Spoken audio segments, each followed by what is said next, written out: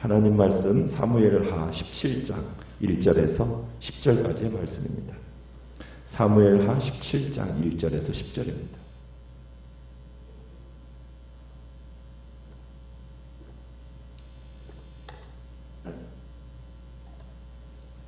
사무엘하 17장 1절입니다. 아히도벨이 또 압살롬에게 이르되 이제 내가 사람 12,000명을 택하게 하소서. 오늘 밤에 내가 일어나서 다윗의 뒤를 추적하여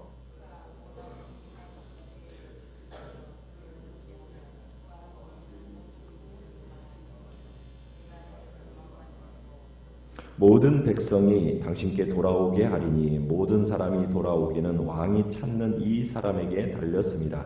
그리하면 모든 백성이 평안하리이다 하니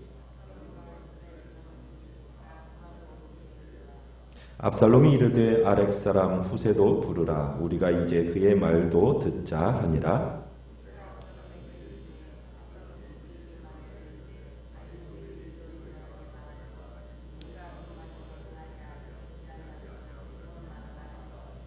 후세가 압살롬에게 이르되 이번에는 아히도벨이 베푼 계략이 좋지 아니하니이다 하고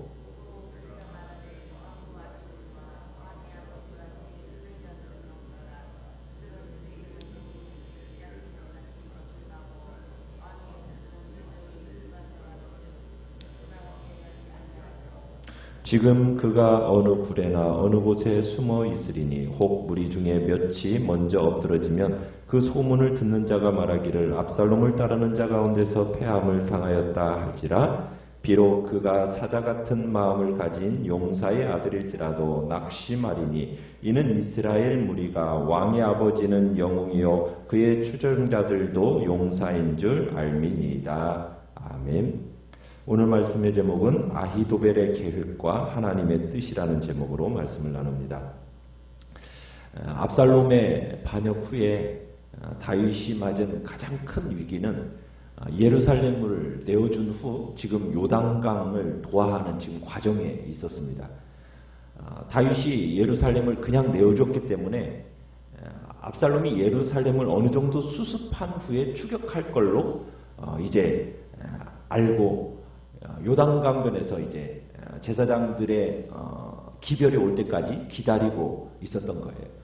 그래서 요단강을 서둘러 지금 건너지 않았습니다. 그런데 오늘 본문을 보면 아히도벨은 이 다윗의 약점을 너무나도 정확하게 알고 있었던 거예요. 이 당시 다윗 일행은 굉장히 피곤에 지쳐 있었습니다. 그 피로로 인해서 요단강도 건너지 못하고 있었던 상태고 또 그를 수행하고 있는 자들이 모두가 다 무사들이 아닙니다. 군사들이 아니에요. 지금 다윗과 함께 가고 있는 사람들은 어린 아이도 있고 부녀자들도 있고 그러니까 그렇게 함께 이동하다 보니까 기동력이 매우 떨어져 있어요. 그러니까 이것을 아히도벨은 간파한 겁니다. 그러니까 지금이 다윗을 죽일 수 있는 절호의 기회라는 것을 지금 아히도벨은 이야기하고 있는 거예요. 그러니까 이 당시 다윗의 몸이 몹시 피곤한 상태로 쉬고 있는 장소는 지금 예루살렘에서부터 하룻밤이면 충분히 도착하고도 남는 그런 요단강 근처였어요. 그러니까 이 아히도벨의 모략처럼 예루살렘 이 압살롬이 정예군을 딱 급파해버리면 다윗은 꼼짝 못하고 그 자리에서 죽을 수밖에 없었습니다. 그래서 지금 아히도벨이 1절에서 몇 명을 달라고 지금 부탁하고 있습니까? 12,000명을 나한테 주십시오. 그러면은 다윗이 지금 쫓기면서 곤비해져 있는 상태이기 때문에 지금 12,000명으로 치면 뇌가 완전히 뿌리 뽑겠습니다. 지금 아히도벨이 압살롬에게 어떻게 보면 두 번째 모략을 지금 제시해주고 있는 겁니다. 즉시 지금 피난 행렬을 급습하면 완전히 덮쳐서 괴멸시켜버릴 수 있다는 거죠. 그리고 아예 아히도벨 자신이 직접 진두지휘해서 오합지졸들을 완전히 그냥 몰살시키겠다. 북상하고 있는 다윗의 피난 행렬을 급습하겠다. 이게 지금 아히도벨이 압살롬에게 지금 하고 있는 이야기입니다. 그리고서는 그 중에서 지금 기력이 쇠진한 다윗만 딱 처치하면은 같이 있던 모든 백성들은 모두 압살롬에게로 돌아오게 돼 있다는 거죠. 그러면 이 나라에 평안이 찾아오게 될 거고, 그러면 당신은 왕으로서 그 자리를 지키게 될 거라는 것이 지금 아히도벨의 계략입니다. 정말 이 아히도벨의 모략은요, 아주 정확하고 예리했습니다. 그리고 이건 사실이었어요. 아히도벨의 말대로만 하면요, 다윗은 반드시 죽게 되어 있었습니다. 그래서 4절에 보면은 압살롬과 이스라엘의 장로들이 이 아히도벨의 모략을 어떻게 여겼다고요? 옳게 여겼습니다. 그러니까 군사위에서 만장일치가 합의를 본 거예요. 자, 그런데 압살롬이 이 아히도벨의 주장을 옳게 여기면서도 좀 더 신중하기를 원했어요. 왜냐하면 지금 예루살렘을 차지하는 엄청난 일을 했거든요. 그런데 도망치는 아버지를 추격해서 굳이 죽일 필요까지 있을까? 아버지잖아요. 그러니까 그런 생각이 들었던 겁니다. 지금 사실 예루살렘에 입성해가지고 아버지 후궁을 지금 겁탈한 상태입니다. 그런데다가 아버지까지 추격해가지고 아버지를 죽여야 한다? 참 이게 확신할 수가 없었던 거예요. 지금 우리가 여기서 알 수 있는 것은 뭐냐면 아히도벨의 이 모략이라는 것은 천재적이긴 해요.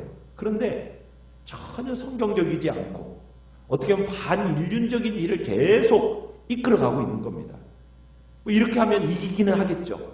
그렇지만 옳지 않은 일을 지금 계속 압살롬으로 하여금 좀 몰아가고 있는 형편이에요.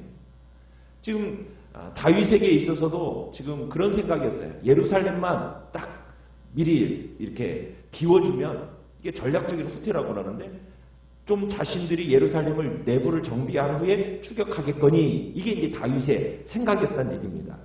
그러니까 이것까지도 꿰뚫어 보고 있는 것이 아히도벨이었다는 얘기예요. 자, 그런데 5절에 가보면은 압살롬이 좀 더 신중한 결정을 내리기 위해서 다윗의 친구였던 후세를 불러서 그의 의견을 듣습니다. 그러니까 아렉 사람 후세의 모략도 한번 들어보자라는 거예요. 이 제의하는 과정에서 돌발 사태가 전개가 되는 겁니다. 어떻게 보면 바로 이 순간이 운명의 바늘이 다윗을 살게 하고 압살롬을 죽게 만드는 거예요. 그쪽으로 기울어지게 돼요. 후세가 누굽니까? 후세는 오랜 다윗의 친구입니다. 얼마 전에 봤지만은 다윗이 망명길에 들어서니까 후세가 다윗 앞에 나아가서 울면서 정말 다윗을 따라 나섰었잖아요. 그런데 다윗이 후세에게 어떻게 얘기합니까? 후위를 도모하기 위해서 위장전향하라고. 예루살렘으로 들어가서 네가 스파이로 그리고 아히도벨의 모략을 어떻게 보면 뒤집을 것을 이렇게 얘기하고서는 후세를 남겨두었던 거거든요. 지금 그 친구가 바로 이 후세예요. 그래서 6절에 보면은 압살롬이 후세에게 아히도벨의 이 모략이 이러이러하다라고 대강 알려주면서 후세의 의견을 말해보라고 이제 요청을 합니다. 자, 후세는 이 압살롬이 설명해주는 아히도벨의 이 모략을 전략을 딱 들었을 때 깜짝 놀랐을 거예요. 왜냐하면 이 계획은 다윗을 위험에 빠뜨리기에 충분한 내용이었기 때문입니다. 그러나 이때 후세는 전혀 내색하지 않고서는 아히도벨의 모략을 패하게 해야 한다는 것을 생각해요. 그래서 일단 뭐라고 반박을 하느냐? 7절에 이렇게 얘기를 하는 거죠. 아히도벨의 모략은 뭐하지 못하다? 좋지 않습니다. 하고 반박을 합니다.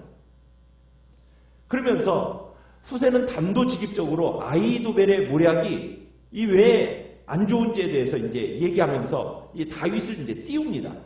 다윗이 어떤 사람입니까? 야전 경험이 충분한 사람이고 역전의 용사고 야전 사령관 출신입니다.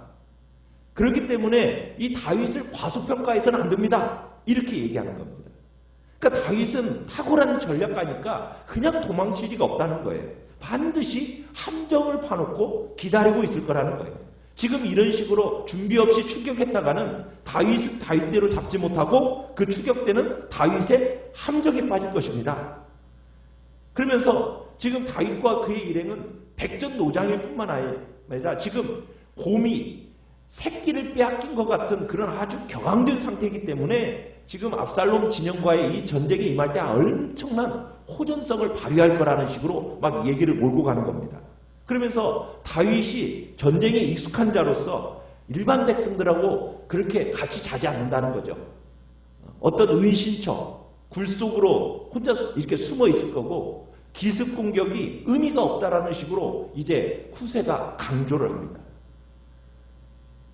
그래서 다윗만 찾아 죽이겠다는 이 계책은 성공하지 못할 것이다라고 아히도벨의 모략에 대해서 아주 전면 반박을 합니다. 그러면서 뭐라고 얘기하느냐? 추격대가 다윗을 추격했다가 만약 기습 공격 받아가지고 패배하면 군사들의 사기만 저하가 됩니다. 그럼 판세가 뒤집힐 수가 있습니다. 섣불리 덤비지 마십시오. 이게 지금 후세가 압살롬에게 얘기하는 내용이에요. 그러나 실제로 다윗의 함정은 있었어요, 없었어요?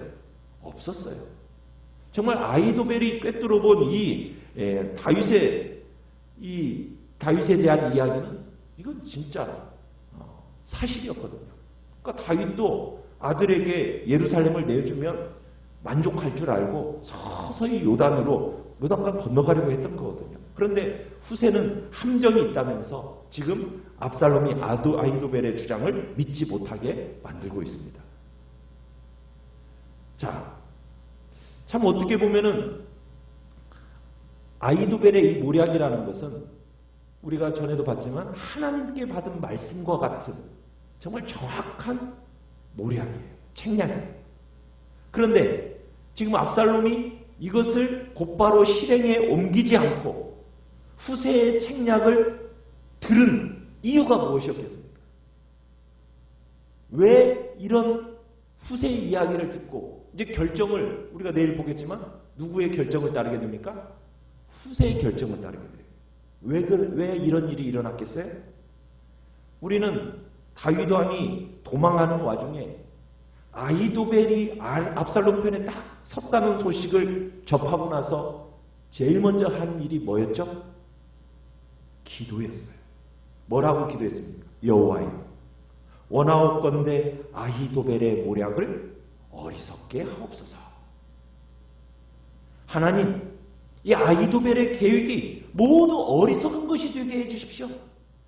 그러면서 이 반역자의 모략, 하나님의 뜻을 저버린 자의 모사가 허무하게 실패로 돌아가게 해달라고 다윗은 탄원했었어요.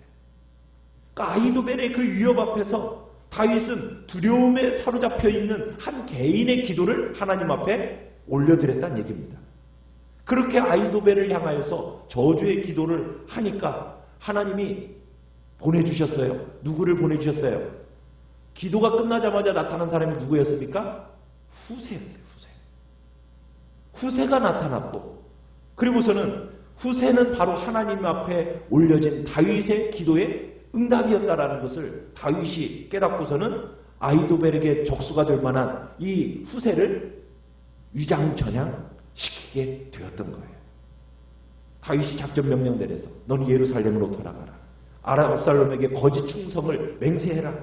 그리고는 이를 펼쳐나가라. 압살롬 진영에 간담해서 아히도벨의 모략을 와해시키는 일을 네가 감당해라. 그래서 이제 진행되어진 것이 이 후세거든요. 여러분, 기도는 이런 역사를 만들어내는 거예요. 책략이 탁월했던 다윗 왕의 모사 아히도벨.